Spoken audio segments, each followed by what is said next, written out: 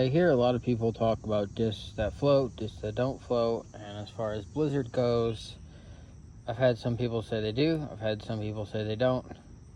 It's hard to figure out, so let's just find out. We got some water. We have here a Blizzard Champion Destroyer, and let's see if it floats.